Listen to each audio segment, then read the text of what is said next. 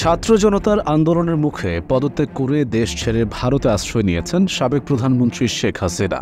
তার বিরুদ্ধে হত্যা, গুম, গণহত্যা, নির্যাতনের অভিযোগে একাধিক মামলা দায়ের হয়েছে, যেখানে তার পুত্র সজীব ওয়াজেদ জয় ও কন্যা সাইমা ওয়াজেদ পুতুল সহ পরিবারের অন্য সদস্যদেরকেও আসামি করা হয়েছে। সাইমা ওয়াজেদ পুতুল জাতিসংঘের একটি গুরুত্বপূর্ণ সংস্থার আঞ্চলিক পরিচালকের পদে কর্মরত। তাই প্রশ্ন উঠেছে, ওই সংস্থার কাজে বাংলাদেশ সফরে এলে তাকেও কি সেসব মামলায় গ্রেফতার করা হতে পারে? সাইমা ওয়াজেদ পুতুল এই মুহূর্তে জাতিসংঘের সংস্থা WHO-র দক্ষিণ পূর্ব এশিয়ার আঞ্চলিক পরিচালক হিসেবে ভারতের রাজধানী দিল্লিতে কর্মরত রয়েছেন। গত বছর নেপালের প্রার্থীকে ৮-২ ভোটের ব্যবধানে হারিয়ে তিনি এই পদে নির্বাচিত হন। এরপর চলতি বছরের জানুয়ারিতে আনুষ্ঠানিকভাবে এই পদে দায়িত্ব গ্রহণ করেন তিনি। WHO-র ৫ বছর মেয়াদী এই আঞ্চলিক পরিচালক পদে ২০২৮ সালের শেষ পর্যন্ত সাইমা ওয়াজেদের থাকার কথা। গত ৮ আগস্ট তিনি তার এক্স হ্যান্ডেলে এক পোস্টে স্পষ্ট করে দিয়েছিলেন, WHO-র পদে তিনি যথারীতি তার দায়িত্ব পালন করে যাবেন। অর্থাৎ তিনি ইতিমধ্যে বুঝিয়ে দিয়েছেন তার পদত্যাগ করার কোনো অভিপ্রায় নেই এবং তিনি পুরো মেয়াদ শেষ করতে চান।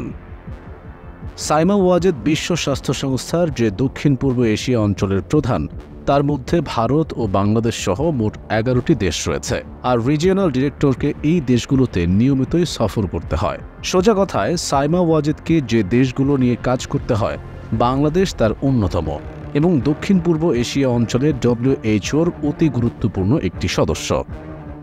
তবে সাইমা ওয়াজেদকে অচিরেই সংস্থার কাজে বাংলাদেশে আসতে হবে, এখনই এরকম কোনো নির্ধারিত পরিকল্পনা নেই। তবে যে কোনো সময়ে আসতে হতে পারে, এতে কোনো ভুল নেই।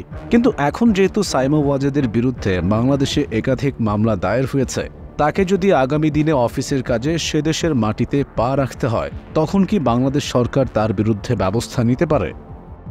জাতিসংঘ বা তার সহযোগী সংস্থায় কর্মরত ব্যক্তিদের সুরক্ষা নিশ্চিত করার জন্য একটি আন্তর্জাতিক কনভেনশন রয়েছে। বাংলাদেশ সহ সব সদস্য দেশ ওই সনদ পালন করতে অঙ্গীকারাবদ্ধ। ওই সনদের ৮ নম্বর আর্টিকেলে পরিষ্কার বলা হয়েছে, যদি না ওই দেশের সঙ্গে কোনো স্ট্যাটাস অফ ফোর্সেস এগ্রিমেন্ট থাকে, তাহলে জাতিসংঘ বা সহযোগী সংস্থার কোনো কর্মী কোনো দেশে গেলে কর্তব্যরত অবস্থায় যদি তাদের আটক করাও হয়, তাহলে তাদের পরিচয় শনাক্ত হওয়া মাত্র তাদের অবিলম্বে মুক্তি দিতে হবে এবং তাদের কোনো রকম জিজ্ঞাসাবাদ করাও যাবে না। ওই দেশ সঙ্গে সঙ্গে তাদের জাতিসংঘ বা উপযুক্ত কর্তৃপক্ষের হাতে তুলে দিতেও বাধ্য থাকবে। ফলে মনে করা হচ্ছে, অন্তত আগামী ৪.৫ বছর বা যতদিন পর্যন্ত সাইমা ওয়াজেদ পুতুল বিশ্ব স্বাস্থ্য সংস্থার দক্ষিণ পূর্ব এশিয়াতে আঞ্চলিক পরিচালকের পদে আছেন, ততদিনের মধ্যে তিনি সংস্থার কাজে বাংলাদেশ সফরে এলেও তার গ্রেফতারের আশঙ্কা কার্যত নেই বললেই চলে।